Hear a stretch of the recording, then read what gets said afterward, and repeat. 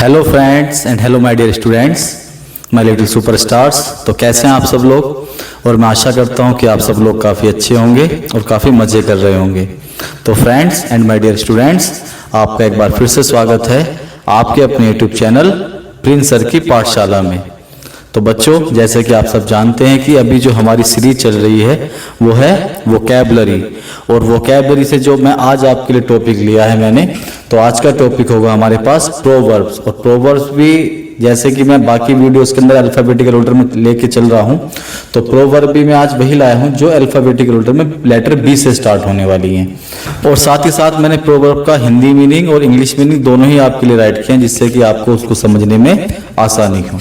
तो चलिए बच्चों, आज की वीडियो शुरू करते हैं। तो बच्चों, पहली प्रोवर्ब जो हमारे पास होगी, तो वो पहली प्रोवर्ब है better belly burst than good liquor be lost. It means, इसका जो इंग्लिश में अर्थ होगा तो वो होगा कि डोंट वेस्ट गुड अपॉर्चुनिटीज, अर्थात अच्छी चीज व्यर्थ जाने से पहले उसका अधिक मात्रा में उपयोग कर लेना चाहिए। इट मीन्स, अगर हमारे पास कोई कॉस्टली या कोई वैल्यूएबल आइटम्स है और हमें लग रहा है कि वो जल्दी ही वो खराब होने वाला है, वो वेस्ट होने वाला है, तो हमें उसका खराब होने से पहले उसका अधिक मात्रा में प्रयोग कर लेना चाहिए। तो नेक्स्ट प्रोवर्ब बच्चों हमारे पास होगा books and friends should be few but good.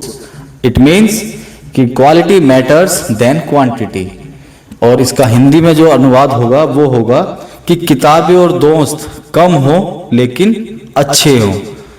जैसे कि आप सब लोग अपने एटमॉस्फेयर में देखते होंगे कि कुछ पर्सन्स ऐसे होते हैं कि वो आपके साथ रहते हैं, आपसे अटैच रहते हैं, बट वो कहीं ना कहीं आपके लिए आपके पीछे आपकी बैक बाइटिंग करते हैं और आपको नीचा दिखाने की कोशिश करते हैं। तो इसीलिए ये कहावत कही गई है कि books and friends should be few but good. तो नेक्स्ट प्रोवर्ब बच्चों हमारे पास होगा better to wear out than to rust out. Better to wear out than to rust out. और इसका जो इंग्लिश मीनिंग होगा तो वो होगा it is better to work and be useful than to be idle. It means कि बेकार पड़े रहने से अच्छा है कि हमें अपने काम में लगा रहना चाहिए। तो चलिए बच्चों, नेक्स्ट प्रोवर्ब की तरफ चलते हैं। तो नेक्स्ट प्रोवर्ब हमारे पास होगा कि between the devil and the deep blue sea. Between the devil and the deep blue sea. और इसका जो इंग्लिश मीनिंग होगा तो इंग्लिश मीनिंग होगा इसका कि being stuck between two difficult condition, कि दो खतरनाक परिस्थितियों में, दो कठिन परिस्थितियों में एक समय पर फंस जाना। और जैसे आपने हिंदी में कहावत सुनी होगी कि आसमान से गिरे खजूर में अटके, तो this is the same proverb just like that. तो नेक्स्ट प्रोवर्ब है better untaught than ill taught. तो इसका इंग्लिश में मीनिंग होगा कि no knowledge is better than wrong knowledge. और इसका जो हिंदी में अर्थ है कि गलत सिखाई गई शिक्षा से अच्छा है कि उसके पास शिक्षा ना हो। और जैसे कि आप लोगों ने एक हिंदी में भी कहावत पढ़ी होगी कि नीम हकीम खतरा ए जान। इट मीन्स कि कम जो गलत जो शिक्षा होती है वो खतरनाक होती है। तो चलिए बच्चों, अगली प्रोवर्ब की तरफ चलते हैं। नेक्स्ट प्रोवर्ब बच्चों हमारे पास होगी कि by falling we learn to go safely. और ये आपने सुना भी होगा, और इंग्लिश मीनिंग होगा कि we learn from our mistakes and failures. अर्थात कि हम अपनी गलतियों से, अपनी असफलताओं से हमें सीखना चाहिए, या हम अपनी गलती और अपनी असफलताओं से सीखते हैं। और जैसे कि हिंदी में कहावत है कि ठोकरें इंसान को मजबूत बनाती हैं, कि ठोकर लगने के बाद ही इंसान जब गिरता है तभी उसको समझ आती है कि उसके लिए कौन सा जो रास्ता है वो ठीक है। तो चलिए बच्चों, नेक्स्ट प्रोवर्ब की तरफ चलते हैं। तो नेक्स्ट प्रोवर्ब बच्चों हमारे पास है better be alone than a bad company.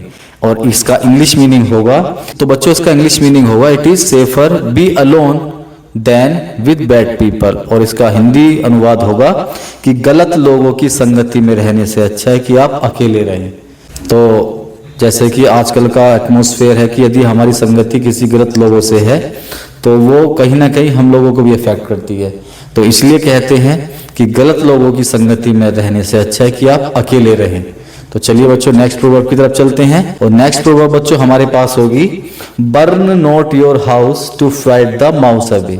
तो इसका मीनिंग है, English meaning, don't take extreme action against the small problem. तो इसका हिंदी अनुवाद है कि छोटी समस्या को हल करने के लिए अपना बड़ा नुकसान मत करो।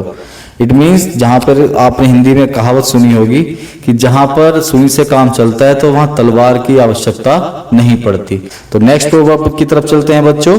तो नेक्स्ट प्रोवर्ब हमारे पास होगी better die with honour than live with shame, और इसका इंग्लिश मीनिंग होगा कि it is better to die honourably than to live in disgrace. तो इसका हिंदी अनुवाद होगा कि अपमानित जीवन जीने से अच्छा है सम्मान के साथ मरना। So it is better die honourably than to live disgrace. तो नेक्स्ट प्रोवर्ब बच्चों हमारे पास है, last but not the least, तो नेक्स्ट प्रोवर्ब हमारे पास है bear the lion in his den. तो इसका जो इंग्लिश मीनिंग होगा बच्चों तो वो है to confront someone in his strong place bravely, कि किसी के गढ़ में जाकर, किसी के सबसे शक्तिशाली जगह पर जाकर उसको चुनौती देना। तो इसका मतलब है कि किसी के घर में जाकर, किसी के शक्तिशाली जगह जहां पर उसका गढ़ जिसको बोलते हैं कि very strong place where he can do anything, तो उस जगह पर जाकर उसको चुनौती देने का मतलब होगा कि bear the lion in his den. तो बच्चों इस प्रकार जो मैंने आपके लिए प्रोवर्ब प्रिपेयर की थी लेटर बी से स्टार्ट होने वाली, वो लगभग समाप्ति की ओर है, और मैं आशा करता हूं कि आपको मेरी वीडियो जरूर पसंद आई होगी। और साथ ही साथ मैं ये भी आशा करता हूं कि आप मेरी वीडियो को लाइक करें, मेरे चैनल को सब्सक्राइब करें, और साथ ही साथ मेरी वीडियोस को अपने फ्रेंड और फैमिली ग्रुप के साथ शेयर भी करें। और मैं आपसे हमेशा की तरह एक प्रश्न पूछना चाहता हूं, और वो प्रोवर्ब से ही रिलेटेड होगा। और मेरा क्वेश्चन आप लोगों के लिए है कि what is the Hindi meaning and English meaning of proverb better bow than break. मैं फिर से रिपीट कर देता हूं कि what is the Hindi meaning and English meaning of proverb better bow than break. तो if you know the answer students, तो please comment your answer in my comment box, and I am waiting for your answer eagerly. So please comment your answer in my comment box. So students, that's the wrap up of my video. See you soon. Take care. Bye bye.